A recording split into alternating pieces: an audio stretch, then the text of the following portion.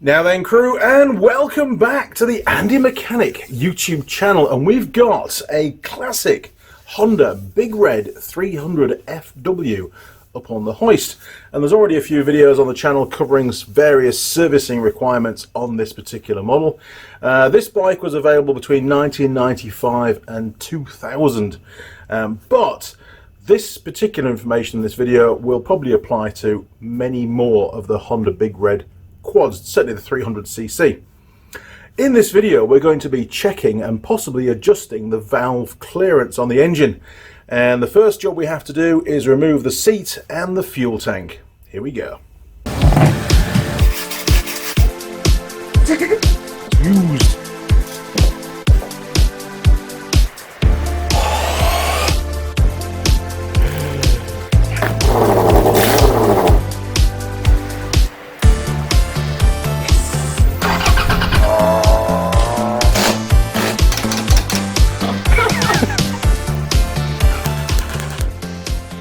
You don't paint something without wiping.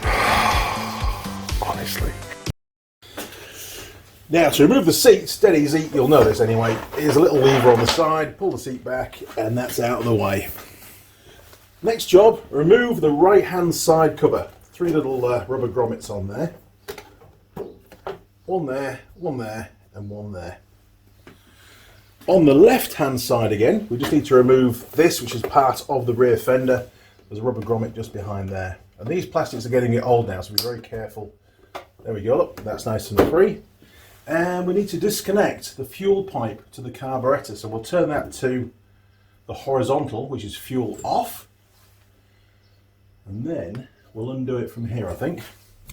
Now these can be a little bit stubborn. Obviously you can't use any heat on them. There's no spring clip, that's obviously been lost at some point in time, but we'll just see if we can crack that pipe off. There we go, look, make it free, and then we should be able to pull that back, hopefully. And you will get a little bit of fuel. There we go, look, it's just coming now. He says, flat screwdriver, I think. We'll just try and lever that back off the housing a little bit.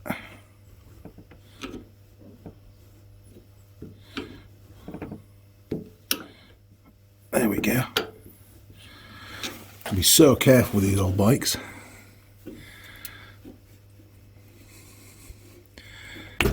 Way, there we go, look.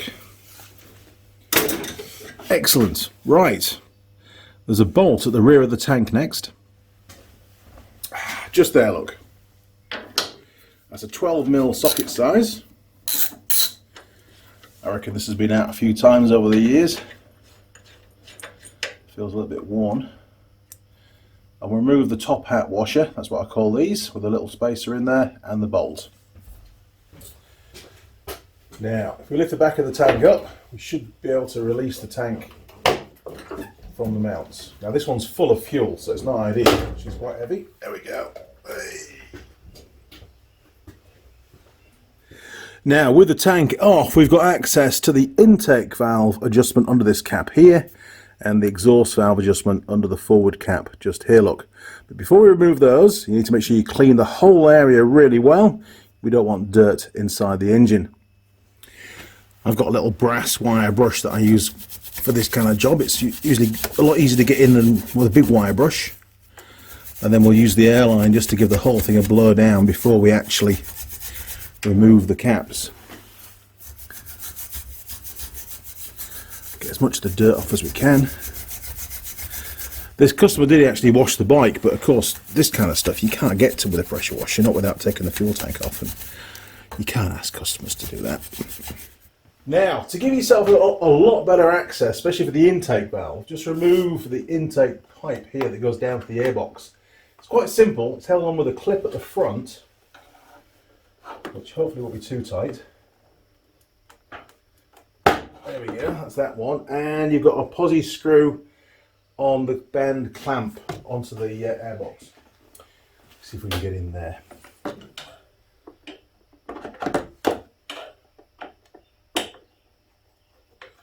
Ooh, that was loose. Wow. I'm pleased we undid that. Perfect, that should do. Okay, that should now just wiggle out, he's saying. This isn't in the manual, this bit.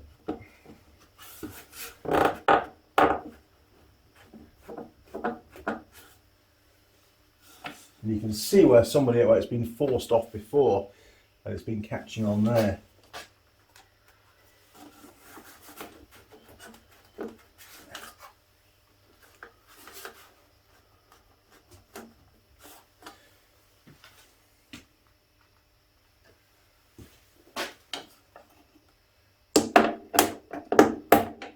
There we go.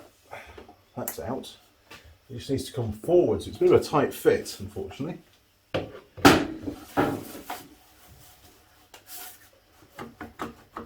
There we go. I bet when they designed that, they didn't plan it to be that tight.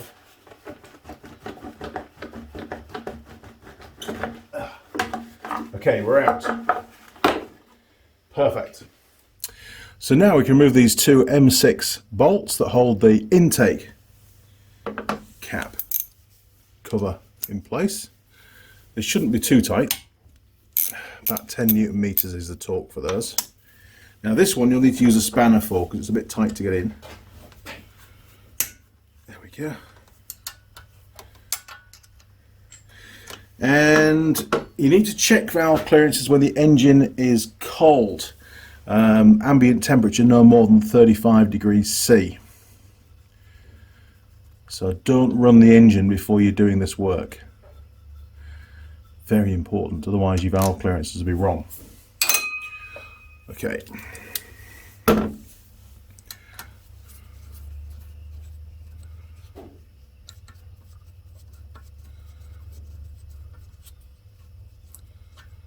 There we go.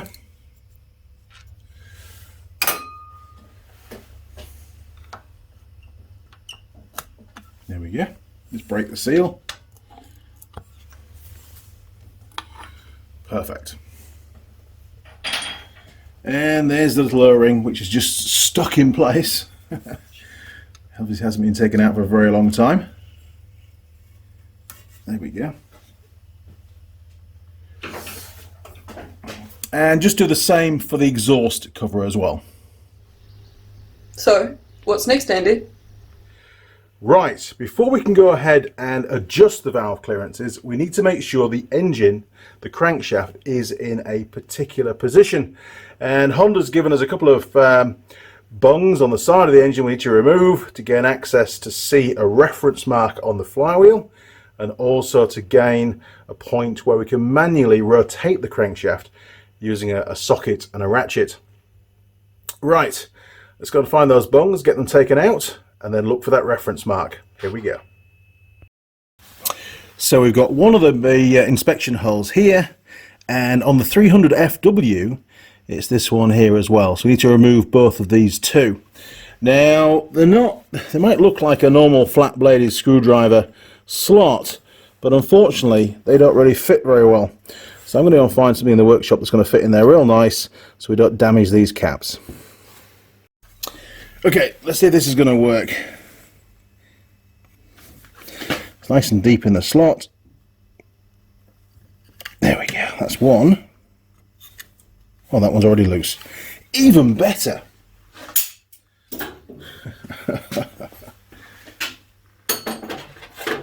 Now, once they're loose, you can use a normal flat screwdriver just to whiz them out. That's not going to cause any harm.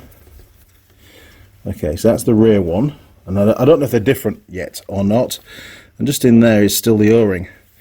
It's quite a dry little bike, this one, isn't it? All the O-rings seem to stick. So we'll pop that out so we don't lose it. And that should be kept on there, look.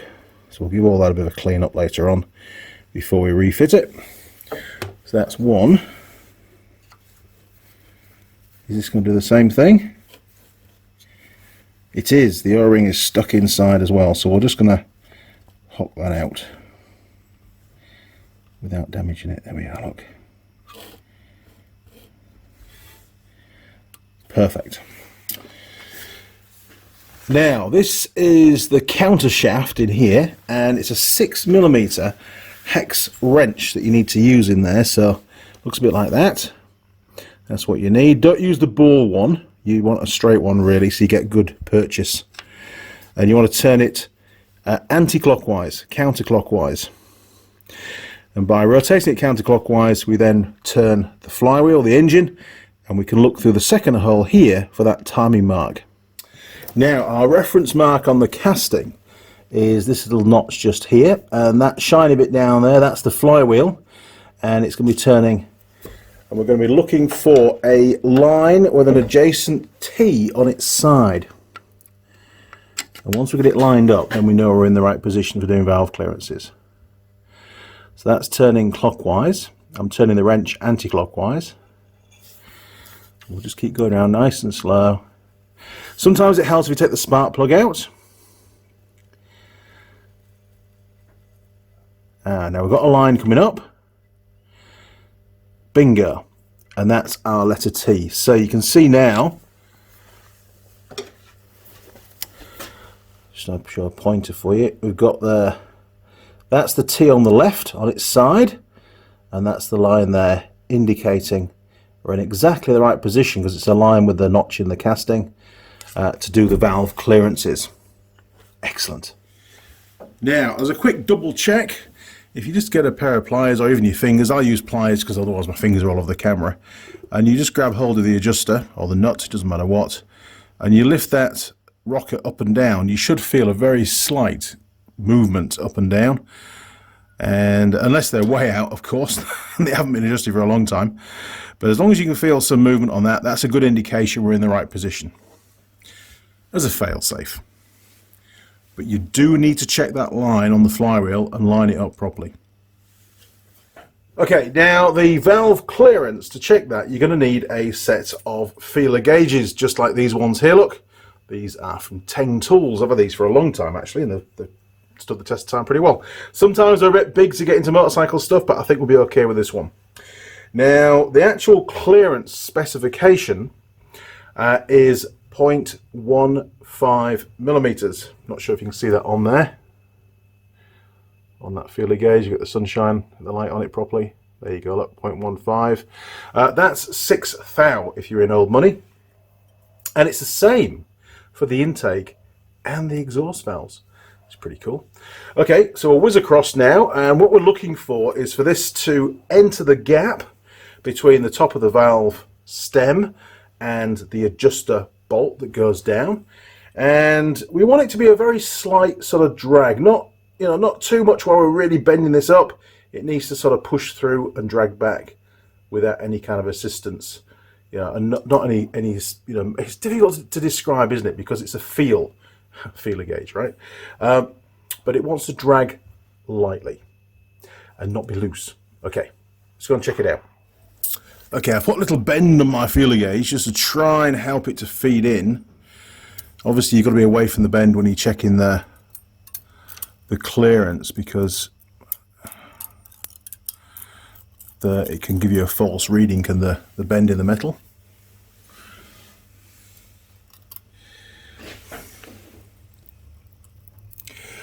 Now, I just cannot get that feeler gauge between the bottom of the adjuster. That's exactly where it needs to be, and it won't go in. So we'll get a smaller one. We'll go down to, I want to find out what the clearance is at the moment. We'll go down to 0.1 of a millimeter. So this is 0.1. This is way, if this fits, then we know well, I'm pretty confident we're well under spec. I don't think the valve clearances have been done on this machine for a very long time. Just trying to stay out of the camera for you. Little flat screwdriver, hang on. Always useful as a guide. Make sure there's no shrapnel on it. Good old Andy Mechanic shirt.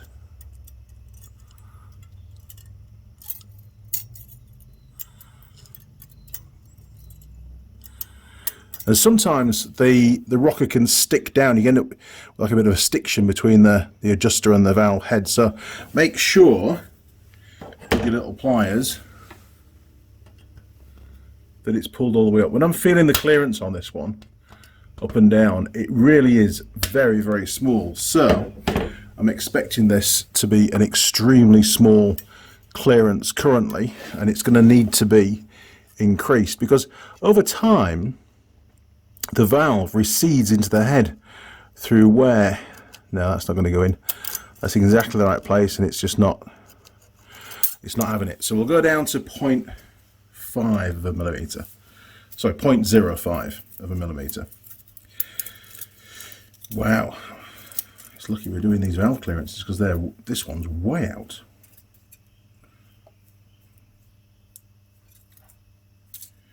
Oh, this one's a bit chewed up.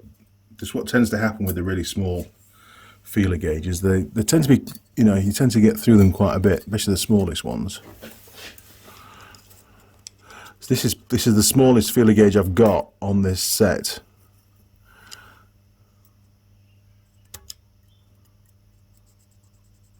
And not even that'll go in. Okay, so we need to undo the lock nut and then rotate the actual adjuster counterclockwise to increase that adjustment. Let me get tooled up and we'll crack on with that.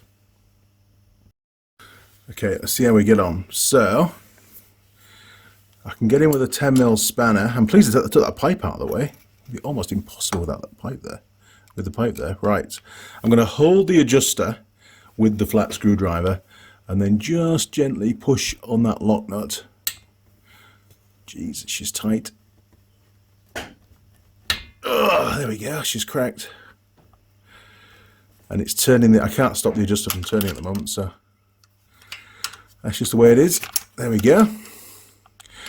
Okay, trying to put the screwdriver back to where it was, the adjuster screw, which is about there. We will now increase it, let's say 1/4 of a turn, just to give us a benchmark. And just nip the adjuster nut, the lock nut, a little bit. And it's all very trial and error doing this. So now we'll go back to the correct feeler gauge of 0.15 millimeters, which is what the spec is for this vehicle. And we need to set the clearance so that feeler gauge is just a very light drag.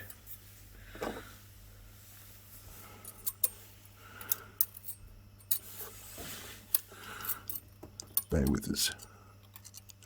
You'll see how finicky this is when you give it a go. Now there is another way you can do this. You can open the adjuster right up, put the feeler gauge in, and then nip it up with the feeler gauge in place gently as a good starting point, because we may not have opened it up enough yet. So let's do that. So a 10mm spanner. You can't really use a socket, you see, because you've got to get to the adjuster as well. And we'll just crack that off again. And I'm going to open it right up. That should give us lots and lots of movement. If I get the pliers again, you'll see it'll move up and down quite a bit. There, heaps of room. So there's no reason why we can't get the feeler gauge in there now.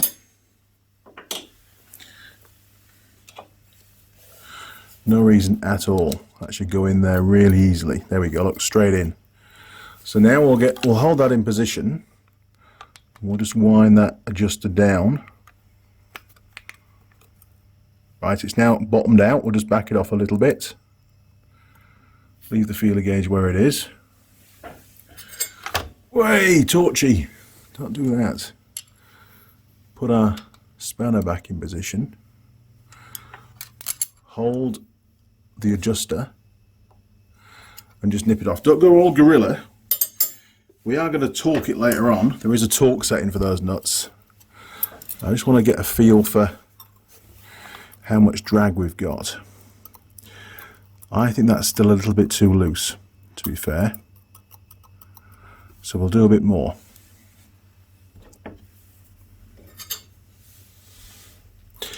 One of the hardest things to get across on a video is the feel of something. So you'll have to just, it's all trial and error, but you'll get there. So we'll back that off a little bit. We'll turn the adjuster a fraction and we'll nip it up. I might have overcooked it that time. No, we've still got movement.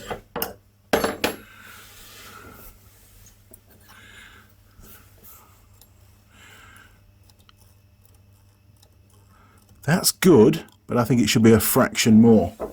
Now remember, Honda don't give us a range for their valve clearance. They just give us an exact clearance, which is a bit odd. You know, 0.15. Normally you get like 0.12 to 0.18 or something. As long as you're somewhere in that range, it's all good. So just going to back it off again, turn it a fraction this time. Rotate the screwdriver so we're pushing against the lock nut so it doesn't go with the lock nut. And we'll try again. Maybe I've overcooked it. So, with the aid of my pliers, I can now go on there. Oh no, we've still got movement, look. Oh, I like that. We're going to have that. That's done. Brilliant. So, intake valve clearance is now set. I just need to torque that nut. Okay, torque setting is 17.17 Newton meters. So wait for the click.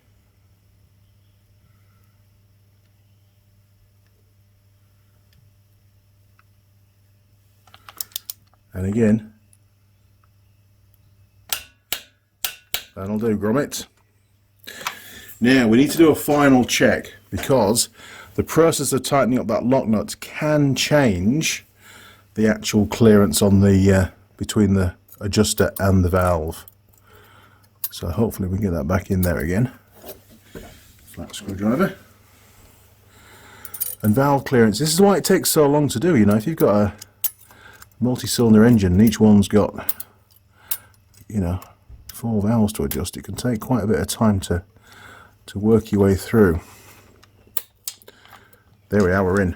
Oh. Okay, just push him through. There he is. That looks pretty good, actually. Cool, I'm happy with that. That will work. It's a million times better than it was, and it was way out. You can actually, if I get the pliers now, you can actually hear there's a clearance. You ready? That's just up and down.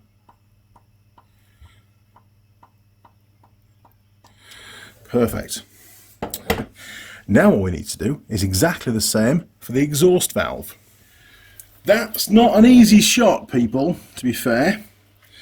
Okay, so we're back on the spec feeler gauge, 0.15. Now you've got a far better view than I have.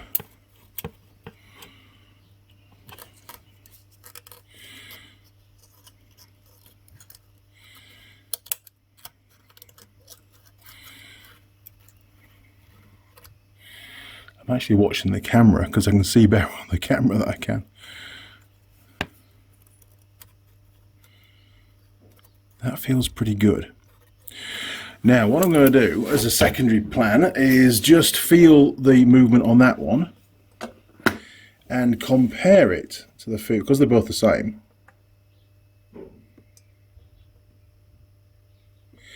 Yeah, the exhaust one feels,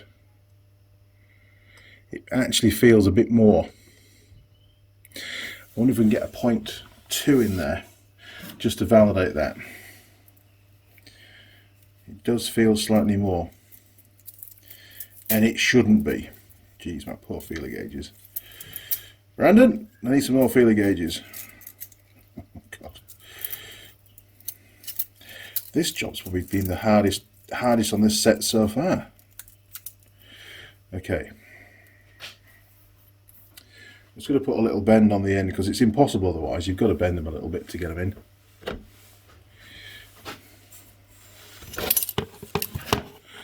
Okay.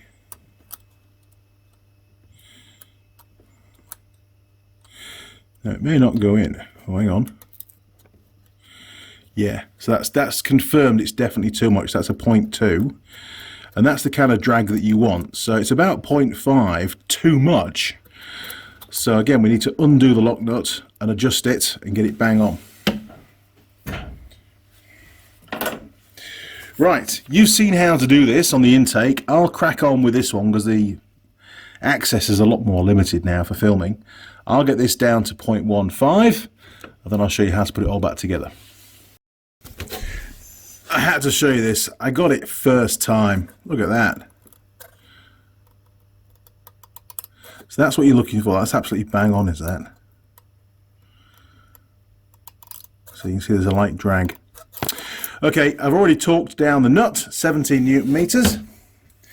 So the next job is going to be to refit these covers to stop any more dirt going in there. Hopefully there won't be any. But we need to clean the surface where the O-rings sit. So I'll get a bit of blue roll for that. Now it's important when you're doing this to try not to push the dirt into the engine and to only sort of drag it away from the hole, and keep using a new bit of roll. And sometimes it's completely, you know, you're going to get a little tiny bit in there, but you want to really minimise it, you know, it's not going to be good for the engine.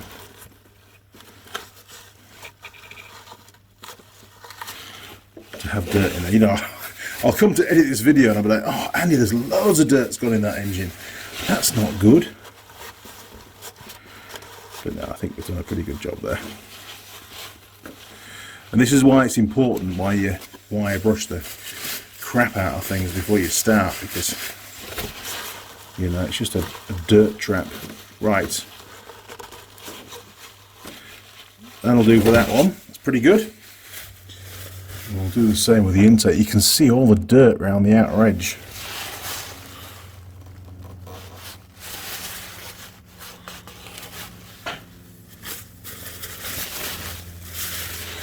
But hey, how strange was that to have the intake valve way too tight?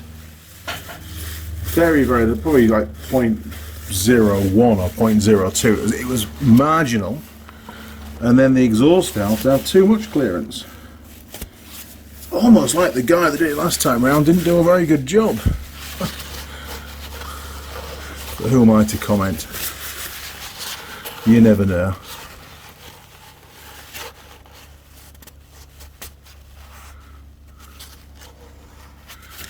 And it's important to do a good job because it takes a while to get in there. Right, that's clean enough. Let's go and get the caps, and we're going to fit some new seals.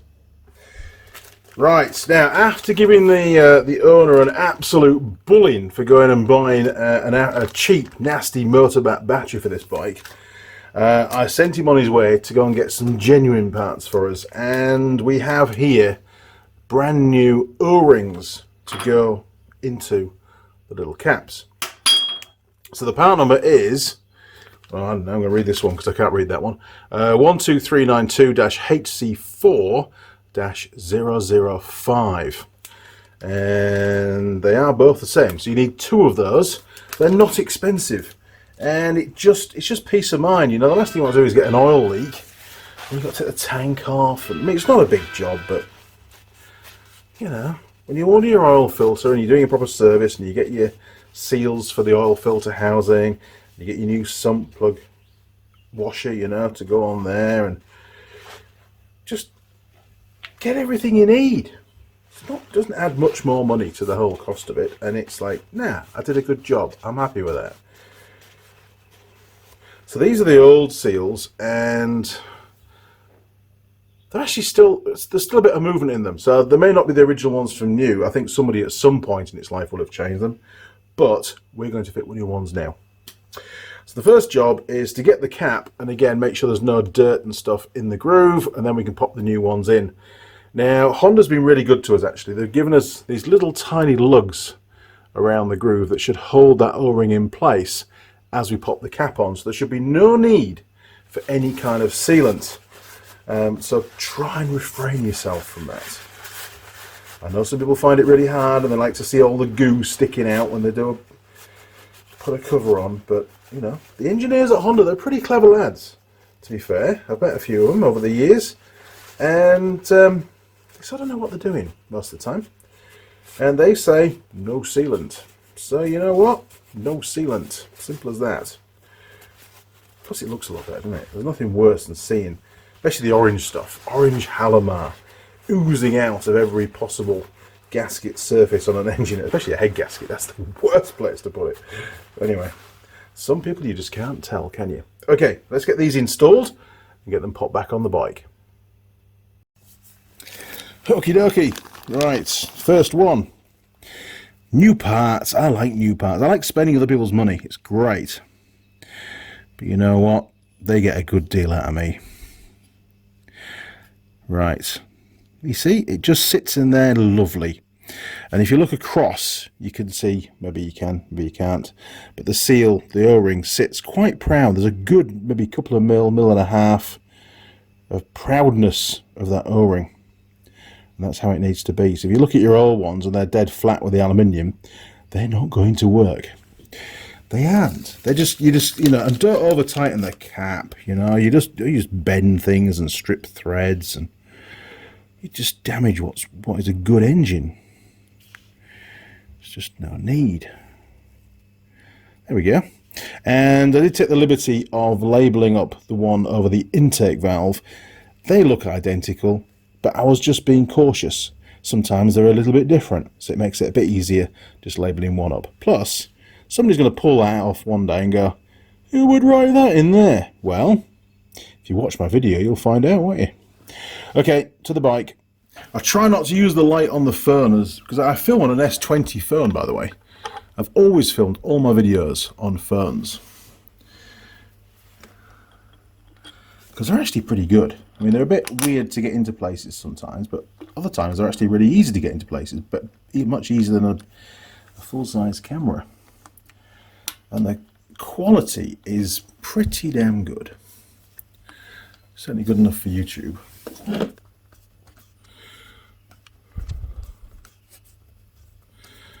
There we go. Now, believe it or not, there's also a torque setting for these bolts. Now, when you're doing them up, do them up evenly. Don't crank one down and then the other. We want the cover to be parallel to the cylinder head. Right, I'm just going to nip these down gingerly. Oh, torch, you nearly bit the bullet then. Right, that's just bottomed out. There we go. That's just bottomed out. So what we'll do is we'll torque those up now. Okay, torque setting is 10 Newton meters. I'm using a generic setting because I can't find anything in the manual. So 10 Newton meters for an M6 bolt. That's that one done.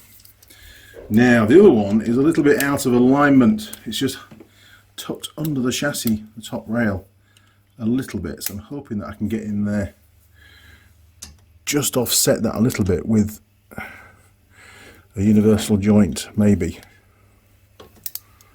Otherwise I'll have to just judge it with a spanner, won't I?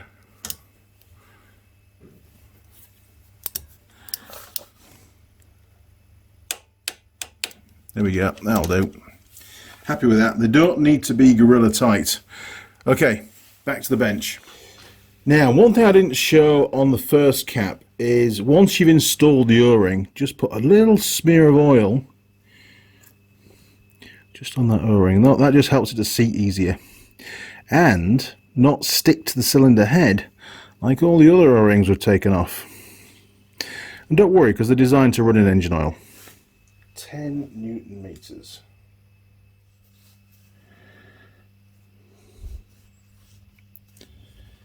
Okay, that's 9, 9.5, 10. And lock it off. Good stuff.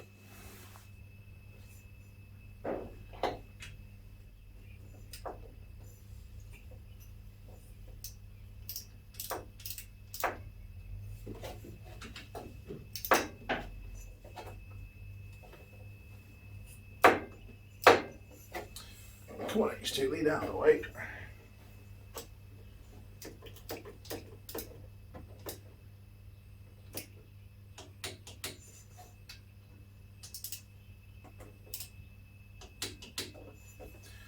Job done.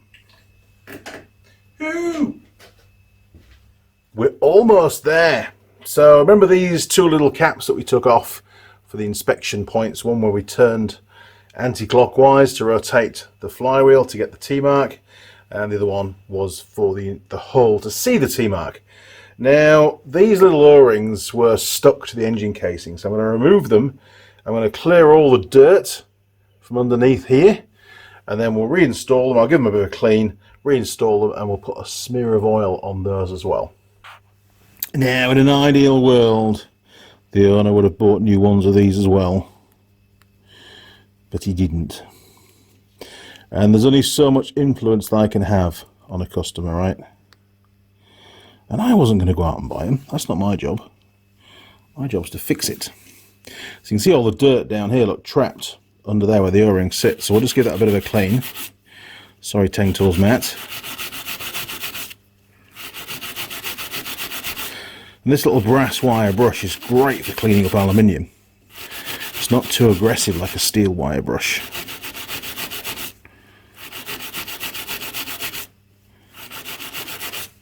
There we go, that'll do that one. We'll give it a blast down with some brake cleaner in a second.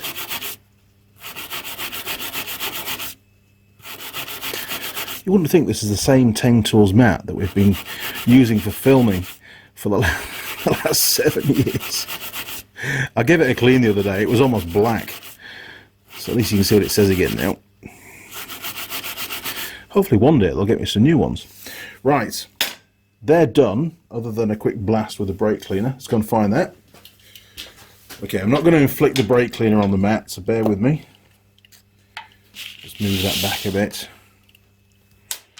And in shot, Andy, in shot. And away from the laptop. Way.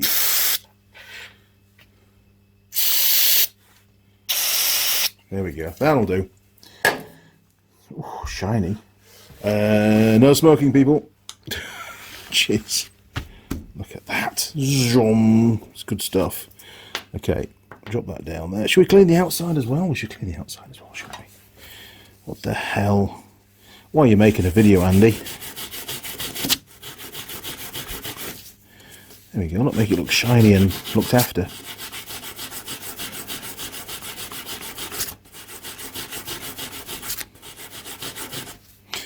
That's that one. I'm not going to polish them, alright? I just want to get the dirt off them. Okay. Mrs. Mechanic said, what time are you going to finish today? At this rate, it's 1:30. I've still got, I don't know, about another 5 or 6 videos to make. I ain't going to get all finished today. I'll have to film again next weekend, I think. Oh, go away, fly. Right. Lovely jubbly. That's that one done. It doesn't take long, does it, you know, to do this kind of stuff. It does when you're filming, obviously, but when you're doing the service yourself, you know, good practice, that's what I say. Okay, now we can use the same rag to clean the O-rings. I'm just going to run them through the rag, through the paper towel. Call it what you like. That one's had a hard life, hasn't it? Look at that.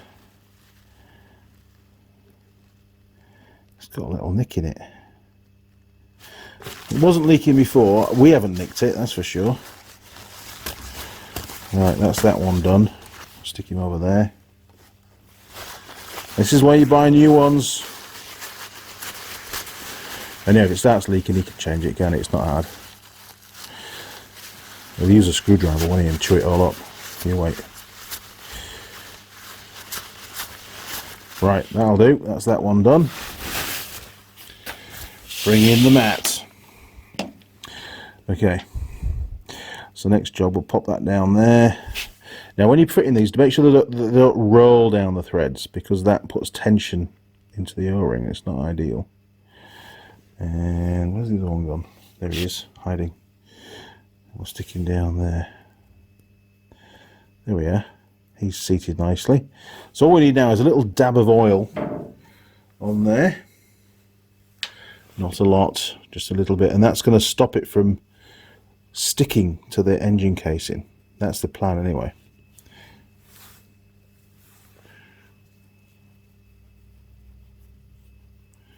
And don't worry, it's designed to work with oil, so it's going to be fine.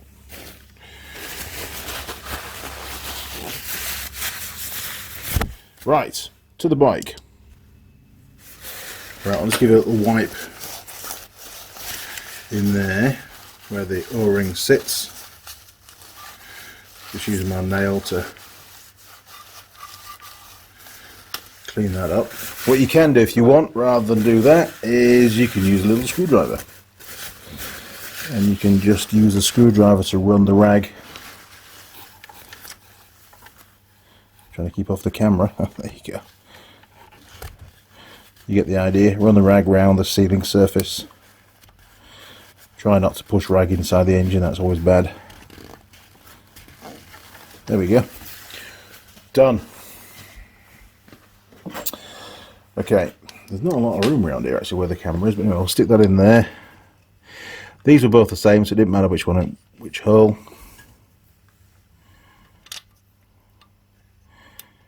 Good setup, Honda. I do like that. It's very easy to, very easy to access and easy to see. And actually, using a phone, the way that I did with the little tripod, is a brilliant way of seeing that little mark on the flywheel. I was doing a bike with Sheldon actually. Hello, Sheldon. A while ago, and neither of us could see the mark. It was so bad to see. I thought, oh, hang on, I'll use the tripod on the camera. And he went, you what? And we did what I do for filming, and he said, that is brilliant. And it was absolutely brilliant.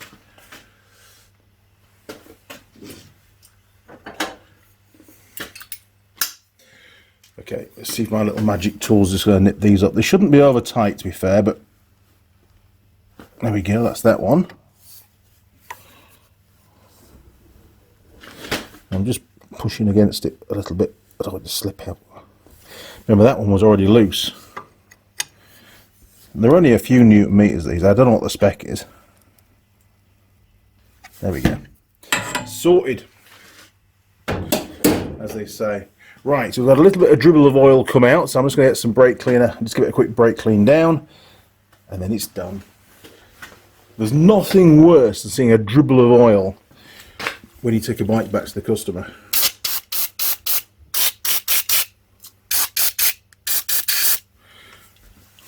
Sorted. Back to the bench.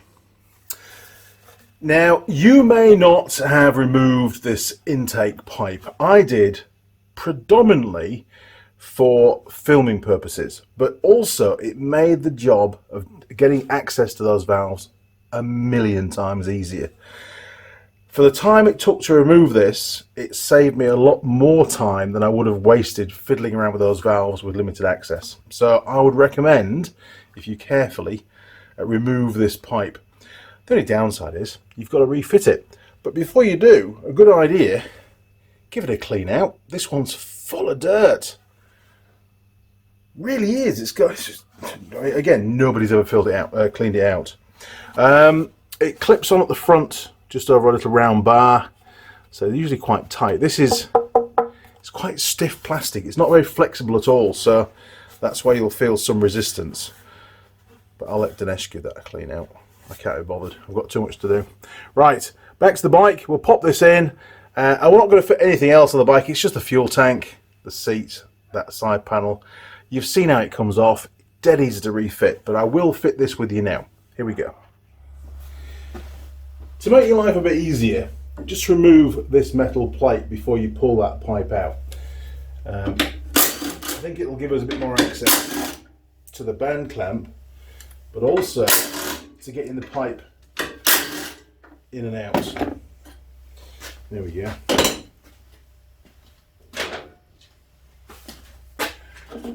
Okay, I haven't cleaned it. I'm terrible, but you know. Oh, hang on, I've got to cut the cable tie. Bear with me, I put a cable tie up for filming purposes. Just to get that pipe out of the way. There we go. Right, said Fred. Now, that goes down there. It was a very tight fit getting it out, so I'm expecting this to be a little bit of a fight to get it back in. But I reckon we'll get there. Right, so into the airbox first.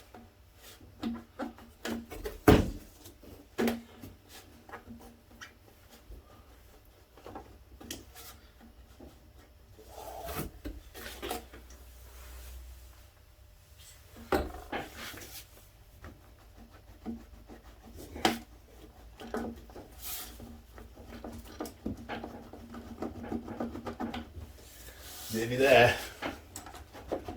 There we go.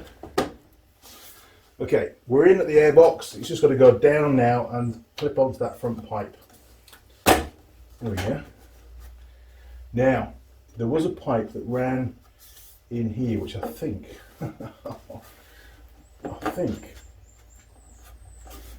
was that one.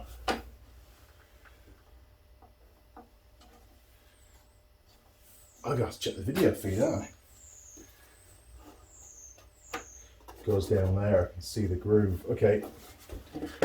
God damn it.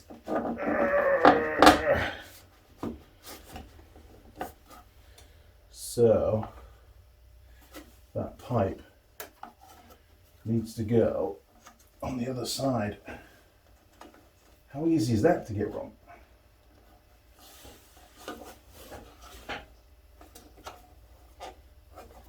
There we are. Okay, that should be able to go down now. There we are. That should be right now.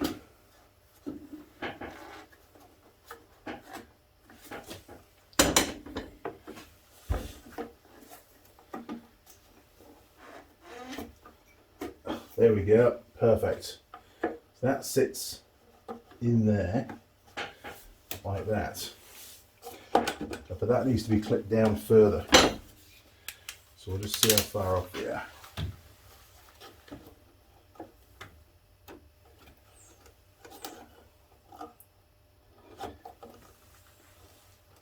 Yeah, we're lined up.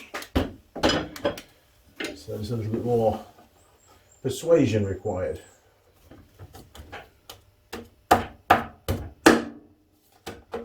There we go. Perfect. He who dares, Rodney. He who dares. Okay, so that plate can go back on again now. Oh, hang on. Band clamp, Andy. Band clamp. We'll just tighten that up onto the airbox. Remember that was loose before, so another improvement.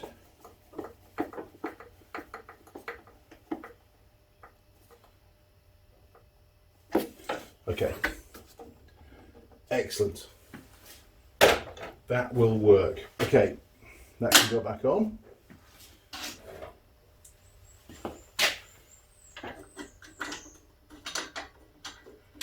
And I think that that pipe's a bit more hard because it's, well, it is harder. The plastic seems to, it feels a bit more brittle than it should be.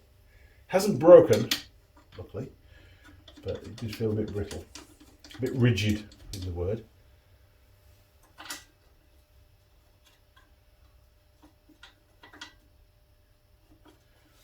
Come on, mister. Somebody crossed the door there. Right.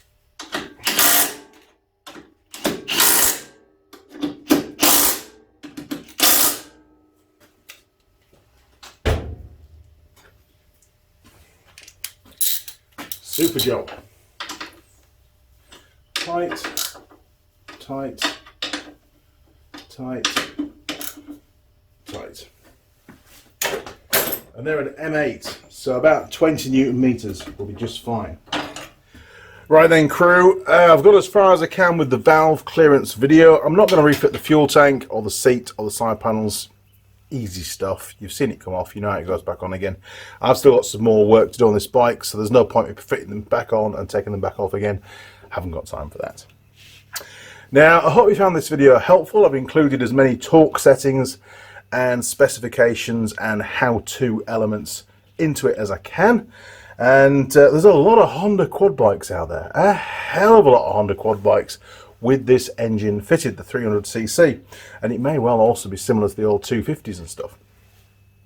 You know, previous versions, because Honda tend not to change things too much over the years. A lot of Japanese manufacturers are like that. If you haven't yet subscribed to the channel, now will be a great time to do that. Ring the bell, and that way YouTube will send you a notification as and when I upload any new videos. There's nearly 900 videos on the channel now, so Only 100 to go, and then we hit the big 1,000 videos. Can't believe it. That's a lot of work. Now, you can email me, andymechanic@live.co.uk, and if you want to support the channel, you can do that through Patreon, become a patron, or you can just send a donation if you like through PayPal. Don't send it as a donation, though. I keep saying the word donation. Don't send a donation, because as far as PayPal is concerned, you have to be a registered charity as a receiver of a donation. And I'm not, so it would need to be sent as a payment, please. Even a couple of bucks always helps. Those that have, thank you very much. Those that will, really appreciate it. Now, you'll also find me on Facebook, and well, that's about it, really. Oh, one other thing, if you want to send something, a physical item, you can send it to my PO Box address, which is PO Box 6265, and that's Victoria Street West, and that's in Auckland, New Zealand, and the postcode is 1142. That address is down in the description. Just scroll down and you'll find it. Lastly, if none of those options fit your bill, then why not share one of my videos on your social media? Spread the word. Get the Andy Mechanic YouTube channel known to the 7 billion people that live on this planet. Right then, crew, until next time, see you around. Cheers. Over and out.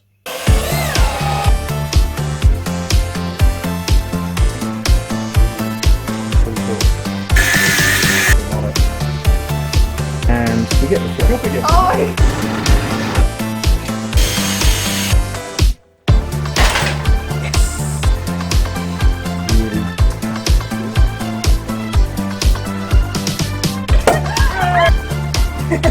Oh!